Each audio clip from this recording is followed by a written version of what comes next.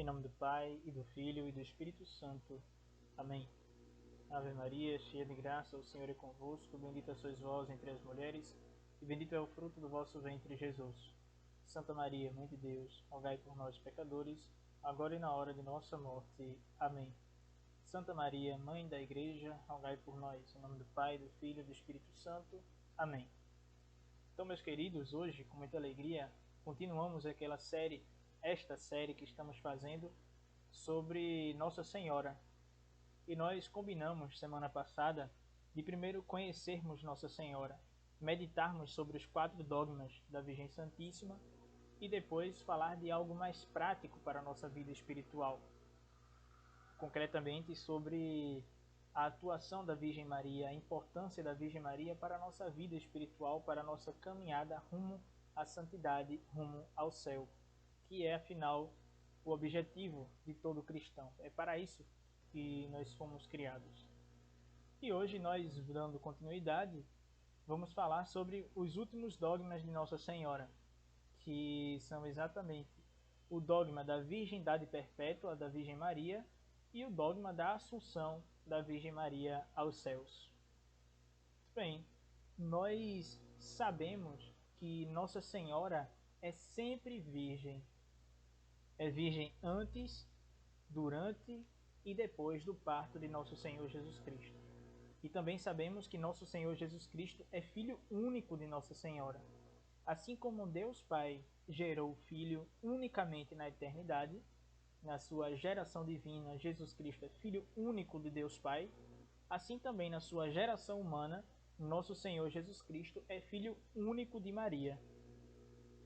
Nós encontramos algumas objeções, principalmente dos nossos irmãos protestantes, acerca disso, né? Alguns dizem até que Jesus Cristo teve irmãos, mas isso não é verdade.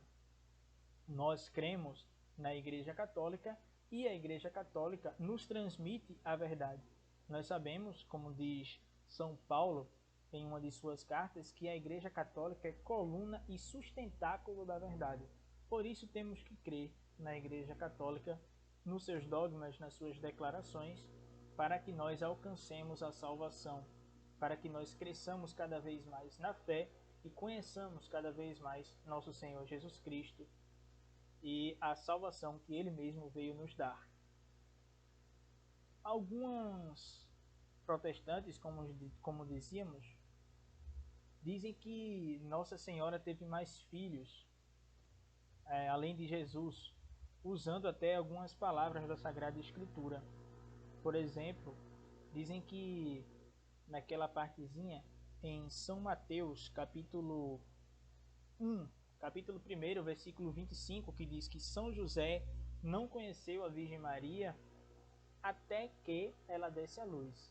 E usam esse fragmentozinho, o até que ela desse à luz, para justificar que depois que Nossa Senhora deu à luz a Nosso Senhor, São José conheceu, ou seja, teria conhecido no sentido bíblico, ou seja, teria tido conjunção carnal com Nossa Senhora para ter outros filhos, claro. Isso não seria nenhum pecado, visto que São José era casado com Nossa Senhora. Porém, Deus não quis assim, e nos foi revelado que não foi assim. E nós cremos que não foi assim. Esse até que é uma partículazinha do grego, o idioma em que o Evangelho foi escrito. E esse até que é utilizado em outras partes da Sagrada Escritura, como, por exemplo, na primeira carta de São Paulo aos Coríntios, que também foi escrita em grego, capítulo 15, versículo 25, em que São Paulo diz: é preciso que ele, Jesus Cristo, reine, até que ele tenha colocado os seus inimigos debaixo de seus pés. Se nós usássemos a interpretação protestante desse até que, dessa partículazinha, nós poderíamos concluir que depois que os inimigos de Deus, que os inimigos de nosso Senhor Jesus Cristo, que os inimigos da Igreja, da nossa salvação, estiverem postos debaixo dos pés de Cristo, nosso Senhor deixaria de reinar. Já que, por analogia, né, por comparação, na verdade, São José não teria conhecido a Virgem Maria até que ela tivesse dado à luz, até que ela deu à luz nosso Senhor Jesus Cristo. Mas não é assim. Esse até que não simboliza, que não quer dizer, não significa que depois do ocorrido, referencial aqui nessa questão, o fato tenha acontecido. Ou seja, depois que Nossa Senhora deu à luz nosso Senhor Jesus Cristo, ela teve outros filhos com São José. Não, isso não aconteceu. Da mesma forma que depois que todos os inimigos da nossa salvação, de Jesus Cristo, da igreja, estiverem postos debaixo dos pés de nosso Senhor Jesus Cristo, ele não vai deixar de reinar, reinará para sempre. Não é? Então, nós já descartamos de imediato essa objeção. E a segunda objeção qual seria? Seria justamente a sinalização de irmãos de Jesus. Por várias vezes nos evangelhos nós ouvimos dizer: os irmãos de Jesus, né? Tua mãe e teus irmãos estão aí fora e querem te ver. Esses irmãos de Jesus não são irmãos carnais, não são irmãos como nós entendemos a palavra irmãos hoje em dia. Para o judeu, no idioma hebraico, no idioma também no aramaico, não existia uma palavra para distinguir irmão, filho da mesma mãe, de primo, por exemplo, de tio de segundo grau, de primo de segundo grau. Não, eram tudo irmão, da mesma casa. A casa de Jetro, por exemplo, tinha Jetro como patriarca, tinha seus filhos, tinha os primos, os filhos do seu irmão. Eram todos irmãos ali. No grego, idioma em que os evangelhos foram escritos, existia uma palavra para distinguir. Porém, devemos lembrar que quem escreveu o evangelho, as pessoas que escreveram o evangelho, os evangelistas, eram judeus, pensavam como judeus. Então escrevem irmãos de Jesus, referindo-se aos primos, possivelmente aos primos, aos sobrinhos de sua mãe, ou aos filhos das primas de sua mãe, e por aí vai. E nós encontramos até provas disso na Sagrada Escritura. Por exemplo, em São Marcos, capítulo 15, versículo 40, e em São Mateus, versículo 27, capítulo 27, versículo 52, dizem de quem são os filhos, os irmãos de Jesus. Apontam para a sua mãe. Quem são? Os irmãos de Jesus são filhos de a outra Maria que estava aos pés da cruz. Lembremos que quando os evangelistas falam, aos pés da cruz estavam Maria, a mãe de Jesus, Maria de Magdala, a esposa de Cleofas e a outra Maria. Maria Madalena, Nossa Senhora e a outra Maria. Então, essa outra Maria é a mãe dos irmãos de Jesus, dos primos, na verdade. Vamos colocar aqui como primos, os parentes de Jesus que estavam ali nos pés da cruz e em outros relatos dos evangelhos. Essa era a segunda objeção ao dogma da virgindade perpétua de Nossa Senhora. A terceira, lembremos que o dogma da virgindade perpétua nos diz o seguinte: Nossa Senhora era virgem antes do parto, durante o parto e depois do parto. Antes e depois, nós já vimos que sim. Antes, Nossa Senhora era consagrada no templo, casou-se, então não teria como não ser virgem até ali. Haja vista que nós já meditamos sobre o dogma da Imaculada Conceição e Nossa Senhora foi concebida sem pecado.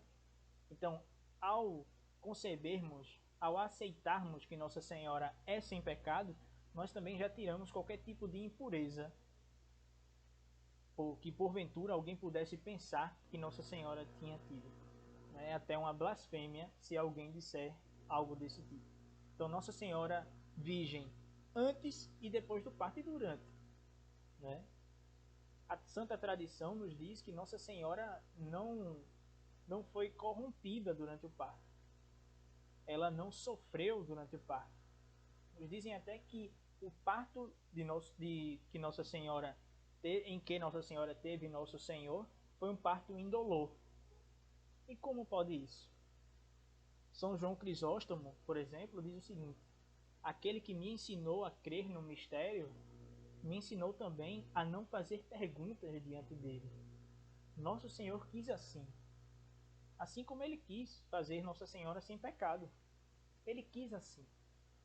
E essa explicação está intimamente ligada também ao dogma da Imaculada Conceição. É claro que é um fruto da liberdade de Deus, mas também é uma consequência lógica. Se ele quis que nosso Senhor Jesus Cristo viesse ao mundo por uma pessoa sem mácula, sem pecado, por uma pessoa pura, por uma pessoa sem mancha, por uma pessoa não corrompida, por que ele feriria, digamos assim, essa pessoa? Por que Nossa Senhora daria a luz com dores? Se nós, quando voltamos ao Gênesis, lembramos que a dor no parto é consequência do pecado original que Nossa Senhora não tinha. Não é? Deus diz à mulher, a Eva, darás a luz com dores. Não é? Do mesmo jeito que diz a Adão, trabalharás e comerás o pão da terra como fruto do teu suor. Ou seja, Nossa Senhora não teve trabalhos no parto. Ela teve Jesus Cristo miraculosamente, milagrosamente, de forma indolor, de forma com que Jesus não ferisse, digamos assim, Nossa Senhora. E São Basílio Magno diz que é um assinte, é uma provocação, é uma blasfêmia aquele que levanta a voz para dizer, aquele que abre a boca para dizer que Nossa Senhora sofreu no parto, já que Nosso Senhor não quis assim, que Deus Pai não quis assim, que Deus mesmo não quis assim, como acabamos de dizer. E quais as consequências desse dogma da virgindade perpétua de Nossa Senhora? Nossa Senhora, nós sabemos, é a imagem da Igreja. E vamos falar disso mais à frente, quando tratarmos, daqui a uns instantes, sobre o dogma da Assunção da Virgem Santíssima. Nossa Senhora, como figura da Igreja, é também mestra e modelo de todos nós cristãos. E o dogma de sua virgindade perpétua nos diz justamente para preservarmos, para cultivarmos, para procurarmos a virtude da pureza, a virtude da castidade. Porque aquela que é figura da igreja e nós que somos igreja, devemos nos apresentar puros a nosso Senhor Jesus Cristo. A Virgem Maria foi preservada de todo o pecado. Nós temos o pecado original. Nós temos inclusive as consequências do pecado original. Nós sofremos com a concupiscência da carne. Nós somos frágeis, somos fracos. E é por isso que devemos lutar para termos a virtude da castidade, da pureza, inspirados sobretudo no dogma da virgindade perpétua de Maria. E se nós que, porventura, desgraçadamente, não temos ainda essa pureza, não temos a pureza de São João, digamos assim, a pureza, claro, a pureza de Nossa Senhora ninguém vai ter, mas a pureza de São João, que era o discípulo amado de Jesus Cristo, procuremos ter a pureza de Santo Agostinho, que depois de viver uma vida desregrada por quase 30 anos, se converteu e foi puro de coração e pôde apresentar a sua pureza a nosso Senhor Jesus Cristo na hora de sua morte. Tratando agora do dogma da Assunção de Nossa Senhora, e poderíamos dizer, como Dom Henrique, em saudosa memória, que é o dogma mais importante para a Virgem Maria. Por quê? Ah, mas Ícaro, não é mais importante ela ser mãe de Deus? Não é mais importante ela ter nascido sem pecado? Não é mais importante ela ter permanecido virgem durante toda a vida? Não. Por quê? Porque a Assunção é a plenitude de Nossa Senhora. Na Assunção, Nossa Senhora encontra aquilo que nós chamamos na filosofia de telos, ou seja, o objetivo final de Nossa Senhora. Qual é o objetivo final de todo ser humano? Qual é a finalidade de todo ser humano? Para o que todo ser humano foi criado? O ser humano foi criado para conhecer, servir e amar a Deus. E no final da vida, encontrar a Deus. Ser santo. Nossa Senhora, no final da vida, foi assunta aos céus. Poderíamos dizer de forma poética que Nossa Senhora morreu de amor, por não aguentar mais estar longe do seu filho, que já tinha ascendido aos céus anteriormente. E Deus, no seu imenso amor à Virgem Maria, veio buscar sua mãe, levou sua mãe para os céus de corpo e alma. E aqui nós precisamos explicar bem, entender bem o que é esse de corpo e alma. Quer dizer que no céu, fora Jesus Cristo, que nós sabemos e nós cremos que ressuscitado está com seu corpo glorioso lá nos céus, existe alguém também ressuscitado lá em cima? Sim, a Virgem Maria. É a única criatura. Lembremos que Deus não é criatura. A Virgem Maria é a única criatura que já se encontra na sua totalidade nos céus. Os santos estão em estado de separação de corpo e de alma. As suas almas contemplam a Deus e o seu corpo se unirá à sua alma no final dos tempos, na ressurreição dos mortos, como nós rezamos no credo. Por enquanto, ainda somente as suas almas têm a visão beatífica. Mas Nossa Senhora contempla também de corpo a face de Deus lá nos céus. Nossa Senhora foi assunta de corpo e de alma.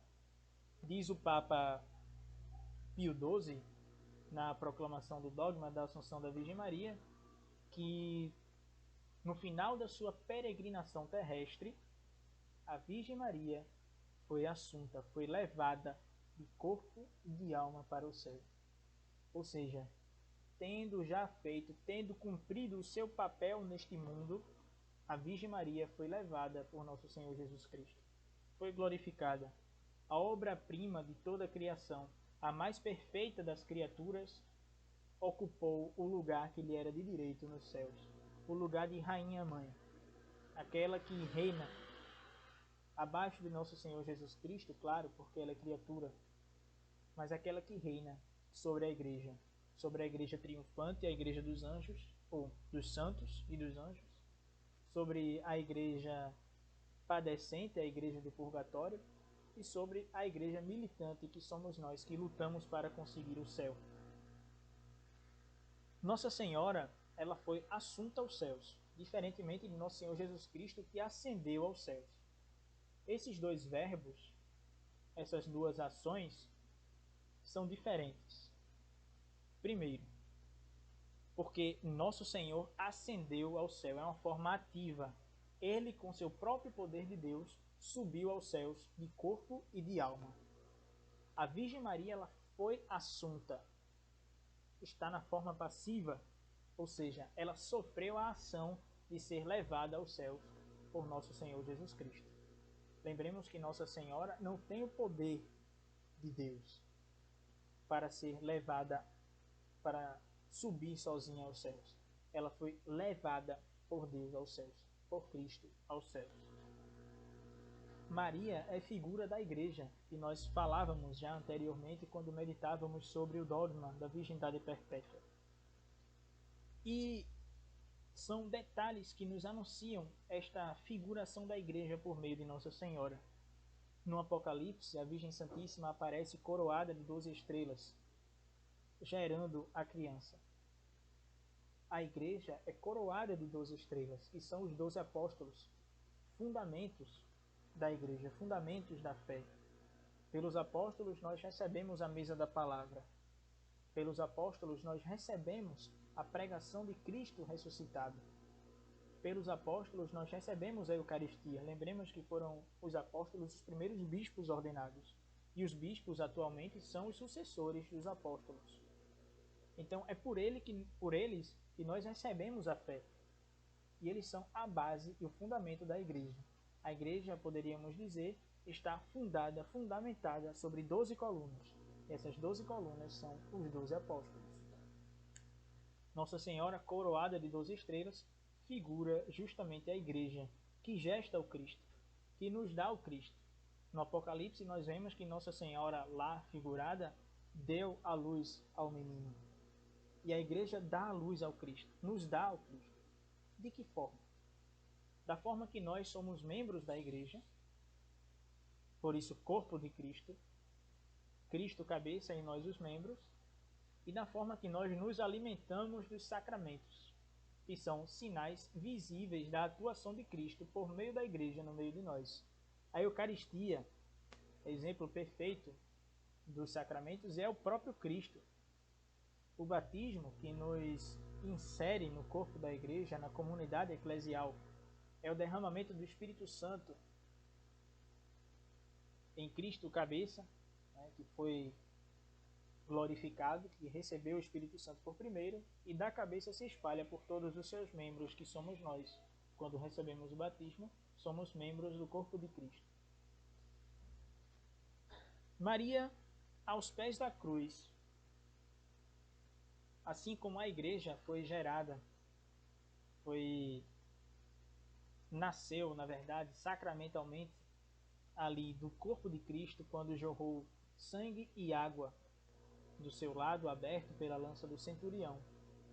Maria também estava ali. Maria que recebeu o Espírito Santo em Pentecostes. Lembremos que os Atos dos Apóstolos fazem questão de lembrar. É um livro que faz questão de lembrar.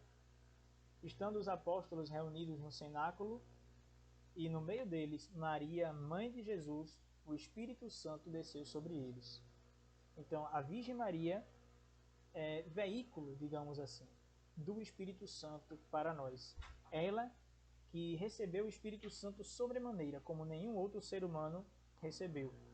Ela nos comunica esse Espírito Santo. Deus derrama o Espírito Santo, poderíamos dizer, nela, lá no cenáculo, e dela para os 12 apóstolos. Ela que é mãe, derrama para os filhos. Ela que é mãe da igreja, derrama para os filhos da igreja. Ela que é mãe de Deus, mãe de Jesus Cristo, derrama o Espírito Santo que recebe no próprio Cristo, nos membros de Cristo, nos apóstolos. Nossa Senhora é cheia do Espírito Santo. Nossa Senhora é figura da igreja, assim como a igreja tem como a sua alma o Espírito Santo. O Espírito Santo que é a alma da igreja. Daqui a uns dias celebraremos Pentecostes, a solenidade, e vamos ver, vamos meditar como o Espírito Santo anima a igreja, ou seja, dá vida à igreja. E a Virgem Maria era cheia e repleta, é cheia e repleta do Espírito Santo. Maria, finalmente, foi assunta aos céus, como a igreja também será no final dos tempos. Como quando a Jerusalém Celeste estiver no meio de nós, quando nós fizermos parte, enfim, da Jerusalém Celeste, seremos levados a Deus, assim como Nossa Senhora também o foi. Nós devemos aqui também falar um pouco da morte de Nossa Senhora. Sim, Nossa Senhora morreu de verdade. Nossa Senhora não apenas dormiu. É um dos nomes para a morte de Nossa Senhora. Algumas igrejas no Oriente chamam de dormição da Virgem Santíssima. Mas essa dormição é uma morte, de certa forma. Por quê? Porque quem está desejoso, quem está ansiando pelo seu encontro com Deus, dito de outra forma, quem já está preparado para o seu encontro com Deus, não sofre a morte, acolhe a morte, como que um sono. Como que um sono para acordar ao lado do seu Senhor. E foi assim com a Virgem Santíssima. Ela, não tendo cumprido, como diria o Papa Pio XII, tendo terminado a sua peregrinação terrestre, morreu também para participar da morte do seu filho. Não seria concebível, não seria razoável, não faria parte da pedagogia divina, do modo de Deus agir, que seu filho, que ele mesmo morresse na cruz e que a sua mãe não morresse. Da parte de Maria, poderíamos dizer que ela quis participar de tudo que seu filho participou e que Deus quis dar-lhe essa graça de participar de tudo que seu Filho divino participou. Por isso, até da morte que Cristo sofreu, Nossa Senhora participou. E tendo morrido, ressuscitou. E tendo ressuscitado, foi levado aos céus, como também nós seremos no final dos tempos.